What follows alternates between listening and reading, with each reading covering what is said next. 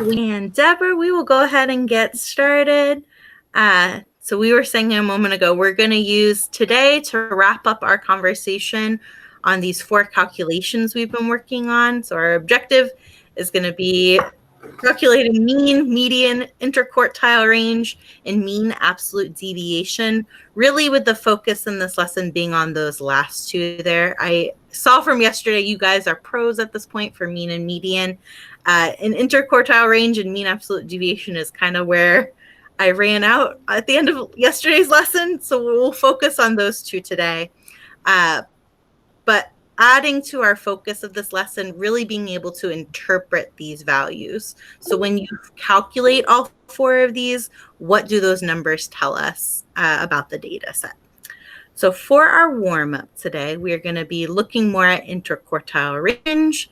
It says the data below shows the hourly salary of 7 different employees. So we've got the data set 5, 18, 6, 18, 13, 7, and 20. There's 2 things I'm asking of you. The first is, can you find the interquartile range of the data? And then the second one is, what does the interquartile range tell us about the data? Deborah, I'm going to give you about 2 minutes to start this. Try it on your own, and then after those 2 minutes, we will share out. Any questions on what you're doing? No, right now. Okay. Go ahead and go for it then. All right, Deborah. It's been about 2 minutes, so I'm checking in. Even if you haven't finished both parts, that's totally okay. Can I have you explain how you're starting this? I'm not too sure. I just know that interquartile range is the range at which how far apart the datas are.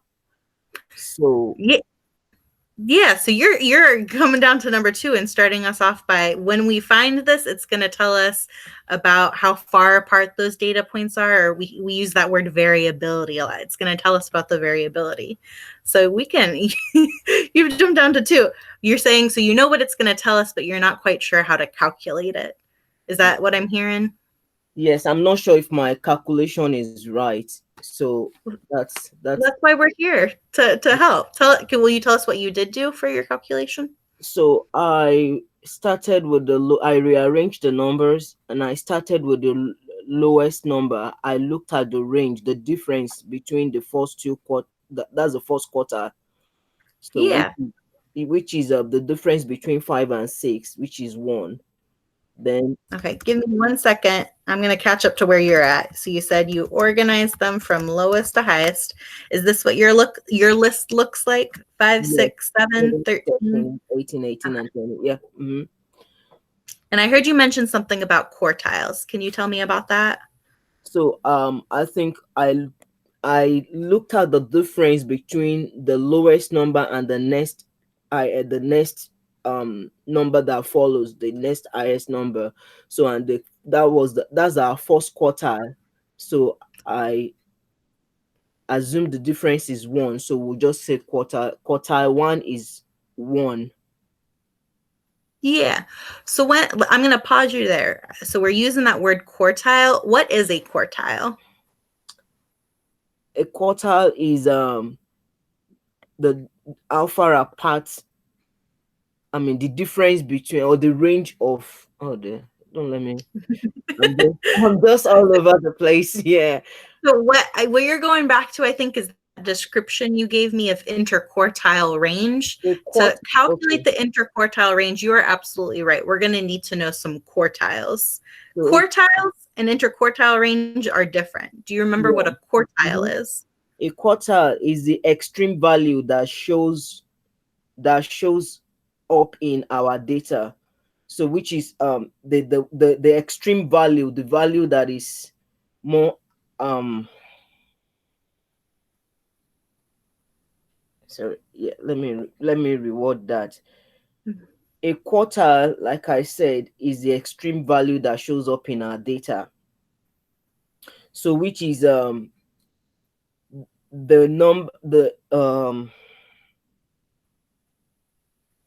value that shows up from time to time, the difference in our value that shows up from time to time. I'm not sure if that is correct, but So quartile, to me, I think when I see the word quartile, I think of quarters. We want to divide our data up into quarters or quartiles. When I say I want to divide up my data into quarters, what does that mean? That is, you divide the data into three. How many, what's a quarter? You could say like 1/4, you can say there's Okay, a one different. quarter, we have a quarter, we have two, we have 3/4. Is that I, correct? I think for the 3/4, you're thinking about how, like you've mentioned, quartile 1 and 3. Mm-hmm. How many quarters are in a dollar? 4. 4 quarters, or another way you could say 1/4 is 1/4. We want to divide our data into fourths. If I'm trying to divide my data into fourths, what's the first thing I could do to help me do that? So maybe we find the median first. Yeah, I love how you're using that vocabulary. We want to find our median. Can you tell me what the median would be for this data?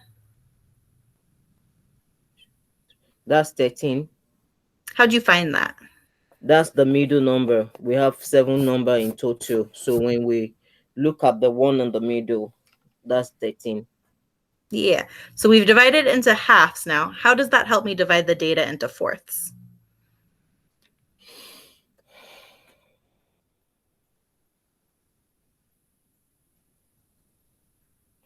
Do we say 13 divided by 4? I'm sorry, will you say that one more time for me? Can we say 13 divided by 4? So if we wanted to divide our median into fourths, that's what we would want to do. 13 divided by 4. We're not trying to divide the median into 4. We're trying to divide this entire data set into fourths. So right now you've identified this is the middle point. So I know half of my data is on one side of 13 and the other half is on the other. I want to divide my data into fourths or quarters, so that 25% of my data is in this range, 25% of my data is here, 25% of my data is here, and 25% of it's there. That would be what it looks like when we're dividing it into quarters or quartiles. So you've identified 13. That's our middle point. That's the halfway point. How could I find these ones here? So to me, the first quartile would be 5 and 6. Is that correct? Tell me how you're getting that. Because we said we have to divide the data by 4, and we have Mm-hmm. 7. We have 7 datas in total. So if we have 7, we have to start at least with the first 2. So that was why I chose 5 and 6 as the first quartile. Mm-hmm. So if I've got it already split into halves, these little, I don't know, mountains I'm doing up there, or those brackets, those are 2 halves. In order to find the quartile, I'm dividing my half in again. I'm dividing my half in half again. I was missing a word there. So I've got 5, 6, and 7. You're going to do the same thing you did before. If I'm trying to find that first quartile, I need to divide that in half. What process could we use to find the middle point of this first half? Oh, okay. One moment. So now the first quartile will be 5, 6, and 7. Is that correct? That's the first half of the data. The first The first, quartile, kind of like you said, the median is 13. That's our middle point. I'm trying to find what's 1/4 of the way through the data. so that What's will the be 6. middle? That will be I'm 6. sorry. That will be Yeah. 6. How'd you get 6? Because we have 5, 6, and 7. So the middle point of this three data is 6. Yeah. So we've got, where's my circle at? Oh, I think there's something going on with the text, but yes, you're right. 6 would be the middle point of that first half of our data. See if you can use that to help us find quartile 3. That will be 18. Yep. Same thing over there. That's our middle point of that second half of the data. So now I've been able to divide up my data into quarters or quartiles. If this is our entire data set, this 6 right here tells me that 25% of that data comes before the 6. We've got the next 25% of our data coming between 6 and 13, another 25% of our data between 13 and 18, and then that last 25% is from 18 and above. We've got it into our quartiles now. If I'm going to go in and label these, you called 13 our median, which is perfect. 6 right here. If I wanted to label 6, that would be Q1. Yep. Ooh, I like how you're using that shorthand. So we've got Q1 there. We've got this is our median, and then that 18 would be Q3. Nice. We wanted to find these quartiles because we were talking about the interquartile range. Now you've talked about what it's going to tell us. Once we've got our 2 quartiles, do you remember how to find the interquartile range? We subtract. Yeah, what am I going to subtract? That's 18 minus 6. Nice. So that's going to give us 12. 12. So our interquartile range is 12. You were talking about what it tells us earlier in like vague terms because we didn't know what it is. Now that we know that the interquartile range is 12, what does that number 12 tell us about this data? So that's how far apart the datas are. Tell me more. So you're saying how far apart the datas are. How far apart specifically what is? So specifically, we're talking about the our hourly salary of employees. So which means that the difference in their paycheck is 12. If we have to do it in terms of money, then that will be $12 apart.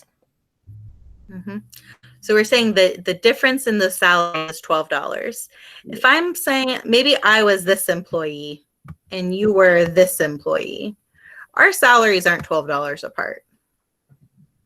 I'm going to have you focus in on how you calculated this. You calculated that 12 by looking at what? By looking at the I calculated the 12 by looking at the range of the numbers. Mm-hmm. The range of which numbers? The hourly salary of the employees. I'm going to point out you were using 18 and 6. That was our quartile 1 and our quartile 3. That was these numbers right here. So you use that word range, which is great. You're looking at the range, not of each of these. I'm not looking at how far apart each of these are, but the range in between quartile 1 and quartile 3. So we're seeing that this range right here is 12, or like you said, $12. So coming back to what that 12 tells us, seeing that between quartile 1 and quartile 3, there's a difference there of $12. What is that telling us about this data? That's the okay, if we look at the difference to be $12, it doesn't really mean that the difference between each pay is $12. It means like the average the average difference, if I can word it like that, is so overall And I think half of the employees earn like $12 and above. Okay. So I'm hearing you use that word half of the employees. Looking at this picture we used, it's not just half of the employees are above $12. It's this middle half. This middle half here, their salaries fall within a range of $12. That quartile 1, that person's making $6. By quartile 3, they're making $18. It's telling us about this range here. I wish I had written down earlier what you said about the interquartile range. You told me in general the interquartile range is telling you something about the data. Do you remember what you said earlier? How far apart the data are. Yeah, it's coming back to that idea of how far apart this data is or how spread out that data is. This is telling us that that middle half, to use your word, you're talking about half of the employees, that middle half of those employees, that data is spread out by $12. When you're talking about hourly salaries, does that seem like a lot to you? Not a lot to you?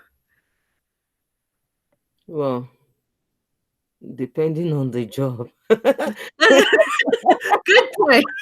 Yeah, depending on the job. even Um, even my 13-year-old will tell me $12 is too little. I'll tell her, okay, go to McDonald's well, and work. You won't even hand up to that. So depending on the job, it depending on the job, you're absolutely right. If this was if you're working in merchandise and one coworker is making $6 and another one is making $18 an hour, does that seem like a big difference in salaries to you? yeah. If I'm the Yeah. one making $6, I'll quit the next day. Any day I get to know that. Yeah. So, but what you're hitting on is what we were saying earlier. It's telling us about how spread out that data is or the variability of the data. So That difference is $12, fine.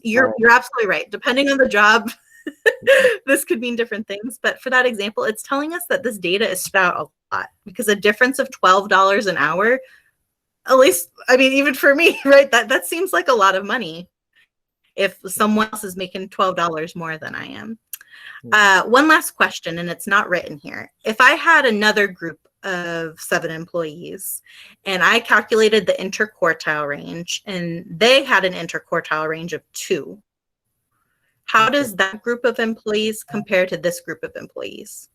It shows that the range of their salary is close. It's not extreme. It's not extremely spread out like the first one we just dealt with now. So which is Yeah. understandable. Yeah, I can take that, but not this $12 difference. Yeah. So what I'm hearing you use is that the description, it's not spread out as much. Interquartile range at the end of the day, it's all about that, how spread out that data is or the variability in the data. We would want to calculate interquartile range to get a number to help us decide how spread out or how much variability that data has. Um, how are you feeling about interquartile range? Mhm. I think I'm getting there. It's I kind Yeah, of understand it better now with this calculation. So good. yeah. I'm going to move us down to the next part, which we're going to be reviewing the MAD or the mean absolute deviation. Before I scroll down a little bit, what do you remember about mean absolute deviation? Um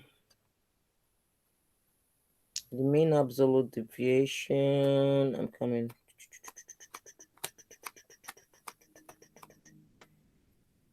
is I think is a points away, how far away, how far away one, I mean, how far one point is away from the actual, dear Lord. How, You're there. I'm just one point away from the mean.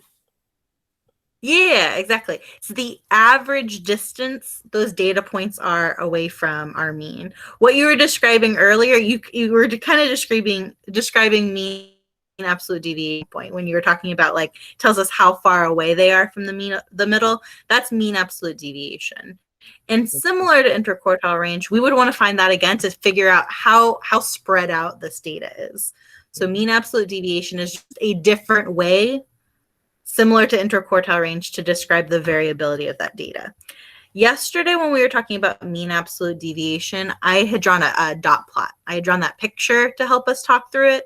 Another way you can talk about mean absolute deviation and to help you organize those calculations is by using a table here. So this is just an example of how you could use a table. We were asked to calculate mean absolute deviation. You said that's going to tell us on average how far away each one of those data points is from the mean. So what we can do is we can line up all those different data points or all those different data values in this first column. In order to calculate the mean absolute deviation, you're going to need to know where the mean is because like you said, it's telling us how far away those data points are from the mean. So we could line them all out here, calculate our mean. When I did that for this data, the mean was 5. So I put down 5 for each of these. And then we're trying to figure out how far away each of these data points is from the mean. Now you can either do this in 2 steps or just do it in 1 step. if you're trying to find how far away it is, you can take that data value, so that number in the first column, and then subtract it from the mean. So 1 minus 5 gives you -4.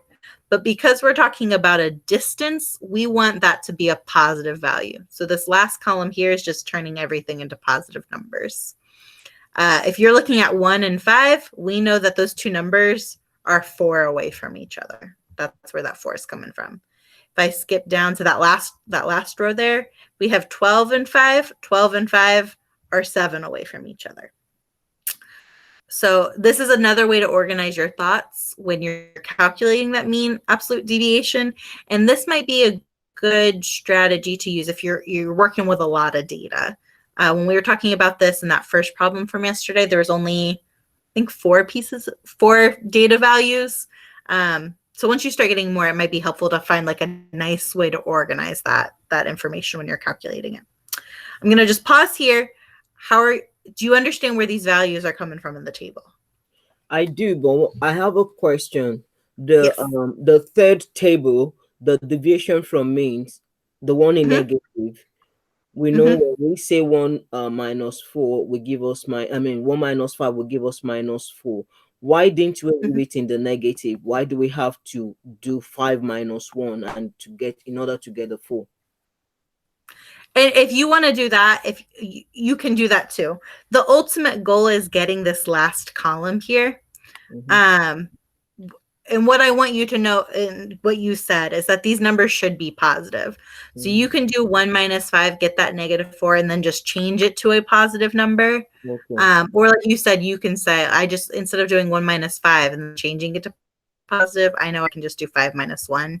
At some point, though, the order of that subtraction switches. So here you're saying I would want to do 5 minus 1. When we get down to the bottom, we're changing the order to 7 minus 5.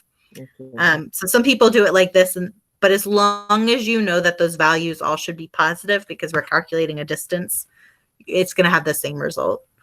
Okay. Good question. So from this table, what we've got with this last column is a list of how far away each data value is from the mean. So I can see each one of these data values is 4 away from the mean, 3 away, 2 away, 1 away, 0 away, 1. So it's giving me a list of how far away each of those is from the mean. How do I use this column here to help me calculate the mean absolute deviation?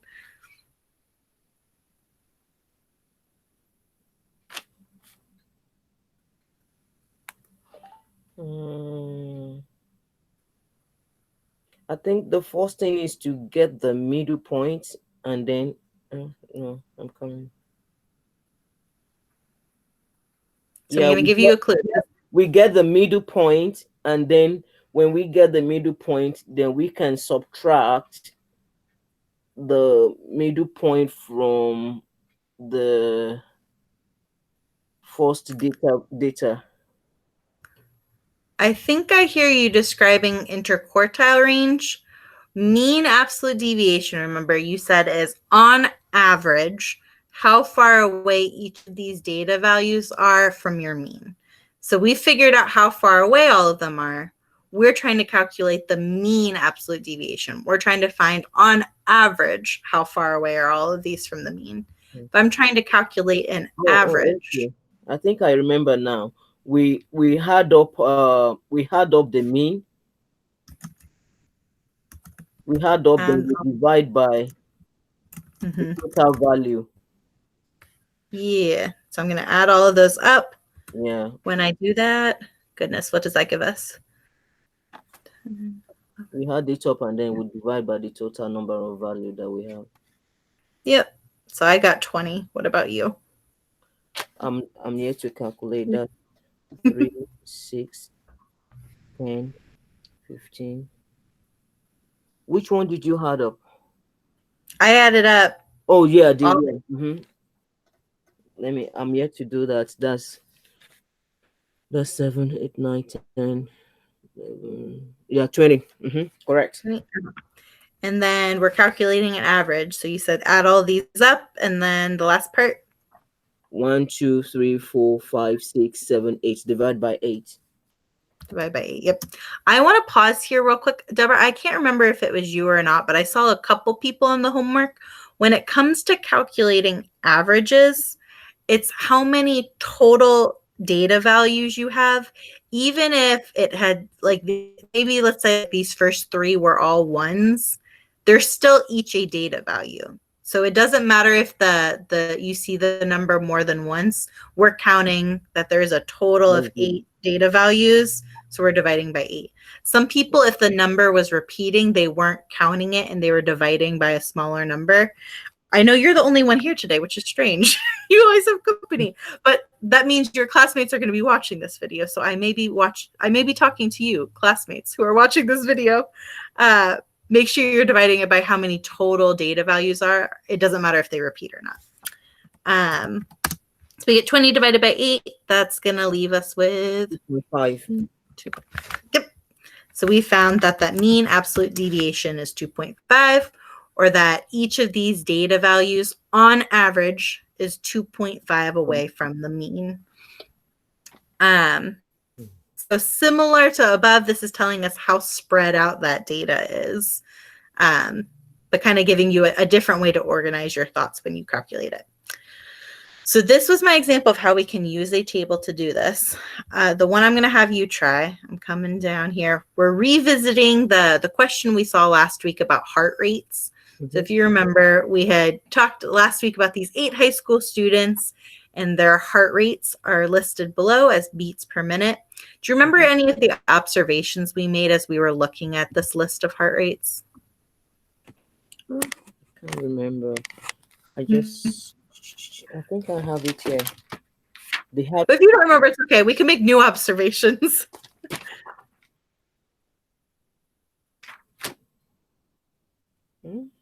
Yeah, I have it here. Calculate the measure of variability. The heart rate of 8 high school students are listed in beats per minute. You remember some of the things you guys observed from this list? Yeah, we observed that that show their heartbeats are at close range.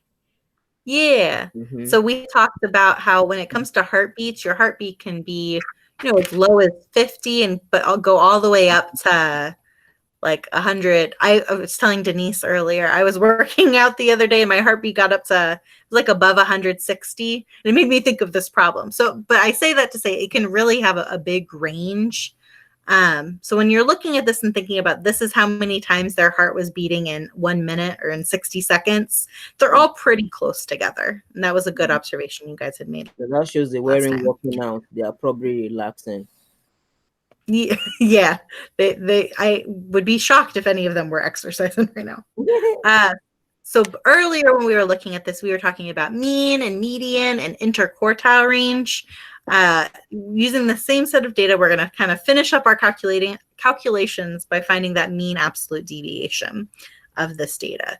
So instead of doing a drawing like we did last time, we're going to try using that table that we were just looking at.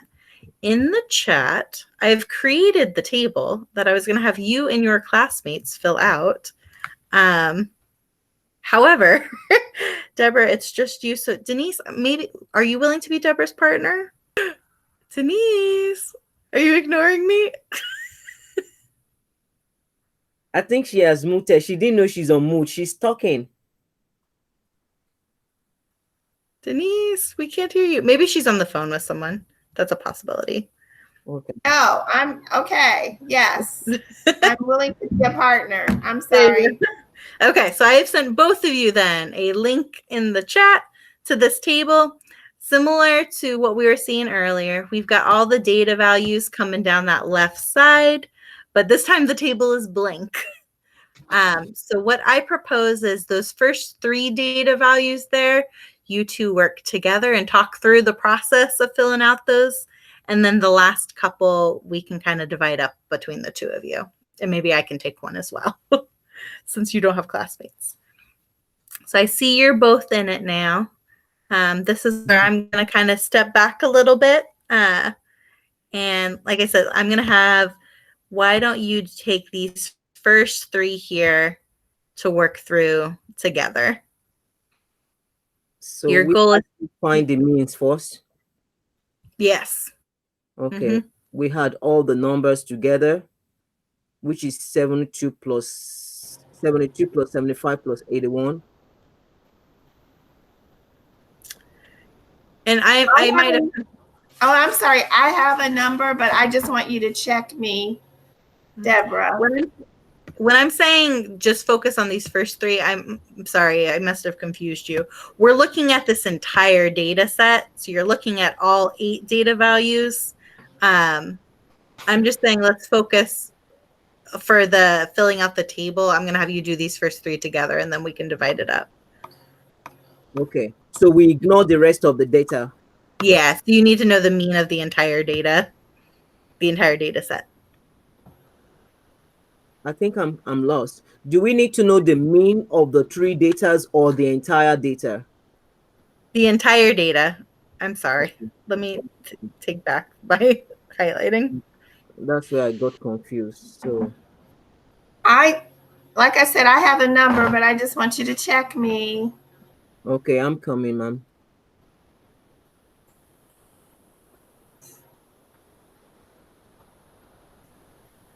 So 1, 2, 3. So that's 1, 2, 3, 4, 5, 6, 7, 8.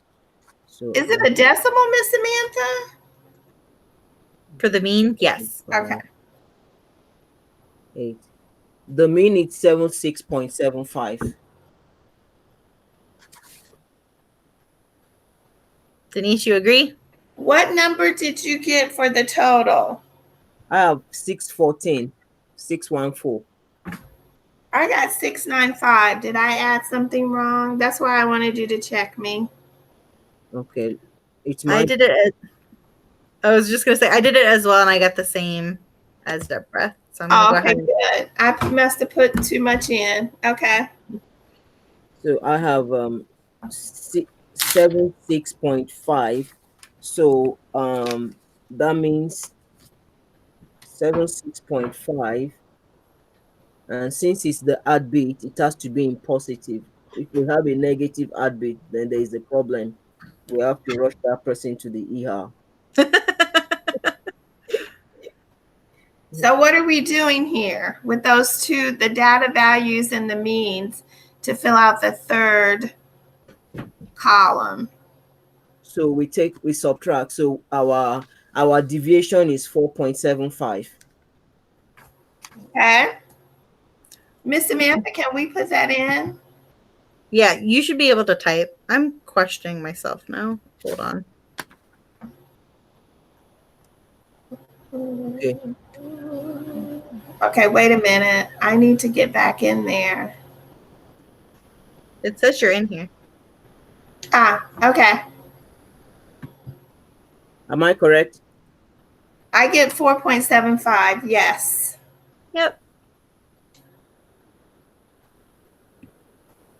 Am I filling it in the right column? Yes. Yes. Okay. I'm going to maybe, so if we were to do 72 minus 76.75, that gives you that negative. So that 4.75 would probably go here. We can, if you want, we can delete this middle column if that's helpful. Mm-hmm. Okay. Okay. So the next one will be the mean Or and I can do the middle and you can do the. okay, I'll do the absolute deviation, the positive. Okay. That Okay. sounds good. Thank you, ma'am. Teamwork. Although it's not letting me, what am I doing wrong?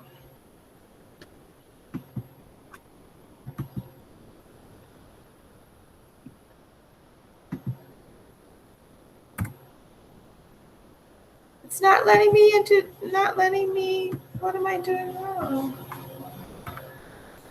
Denise, maybe refresh the page. Okay.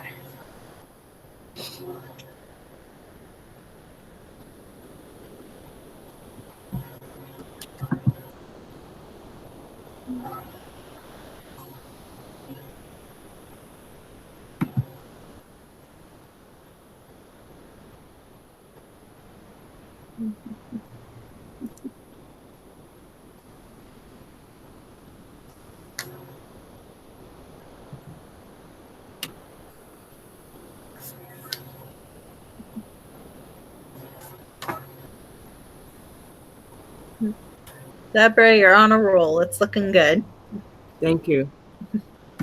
Sorry, teammate. It won't let me put anything in. It's okay. Oh, You, no, I you got can't. the same answer. You're just gonna do the negative. I'm good.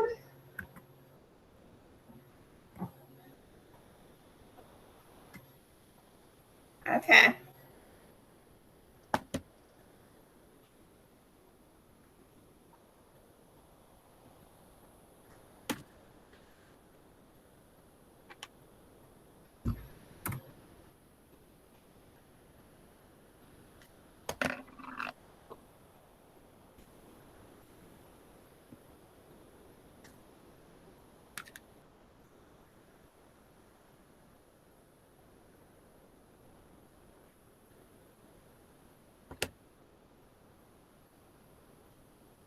Okay.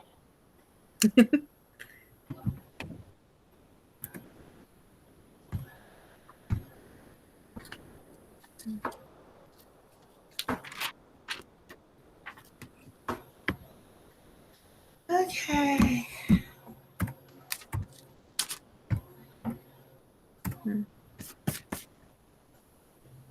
Deborah, it looks like you got one left. Oh, really? Mm-hmm. Which Maybe one? you just didn't click enter. Did you click enter in that box? Which one? I think that's There it the. is. Okay, I can see it now. Okay, correct. All right. So as Denise finishes up her column, I'm sorry. we really should have the same numbers in both of these. And these last couple here, this would be I'll do these. These should be all the same values because we're just taking that first number and subtracting the second number. So none of the last ones here would be negative. Looking at them, I see one column here or one row here. We've got different numbers. Do we want 1.25 or 1.75? Let me check again. Yeah, let me check. The benefit of having a partner, right? Two brains are better than one. Yeah.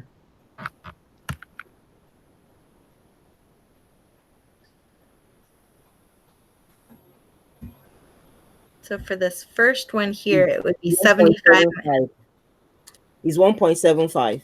Yeah. So 75 minus 76.75 would give us negative Negative 1. 1.75. And then when we make it positive, we get that positive 1.75. Yeah. Like I said, if this middle column here, if you don't find it necessary, you don't need to do that. I've got a sample size of 1 right now. So Deborah, it sounds like you don't need that middle column there. You can just go ahead and do the math without it and use that last column. That's perfect. Like I said, some other people just like knowing that they're always going to subtract the first minus the second and then make it positive if it needs to be. We filled out this table. So let's talk through it now. This last column, this one you were working on, Deborah. What's this last column telling us? He's telling us the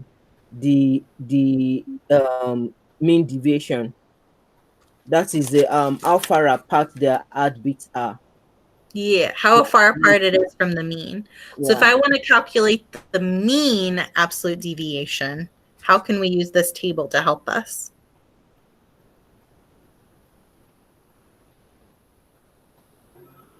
So I'm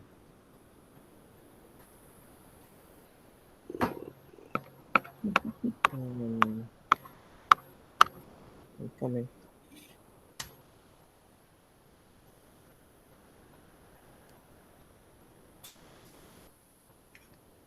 Average distance from the mean.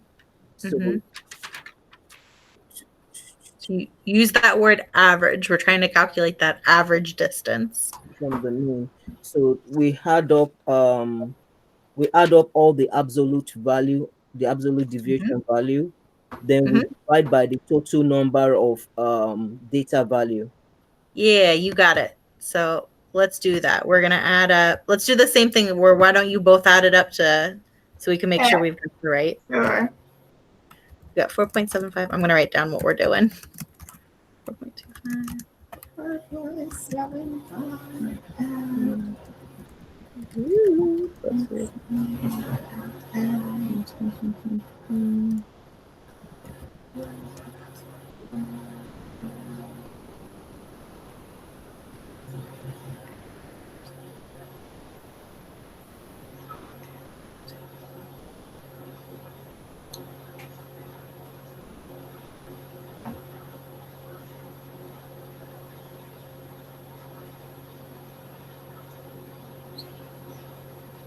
That would be 16.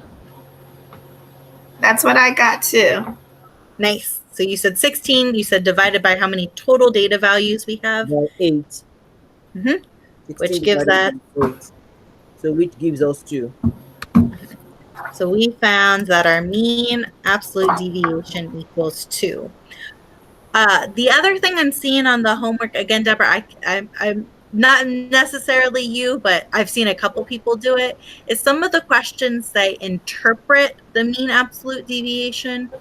What that question is asking is, we found it 2. What does it mean? We've been talking about, like, these are people's heart rates. What does 2 mean in the context of the problem? I've been seeing a lot of like, oh, like, well, we calculate it by adding all these numbers up and dividing it by 8. I'm not asking how you found it. I'm asking you to interpret it or add meaning to it, right? It's great if we can calculate these things, but if we don't know what it's telling us, it's not helpful. So I'm going to ask you, interpret this for me. What does the mean absolute deviation being 2 tell us about the data? That's the average distance of their heartbeat from the mean. Yeah. Does that seem like a big difference, a small difference? It's a little difference, a small difference. Mm-hmm. Yeah. If we go back to that observation you made at the very beginning of this, before we did any math, one of our observations, and I'm going to switch back over to the notes here, is when you were looking at all those data values, we noticed that they're not that far apart. They're very close together when you consider how widespread heart rates can be. This right here, this math we did with the mean absolute deviation, is supporting that observation. You've got a number now saying, hey, on average, these are only 2 away from the mean.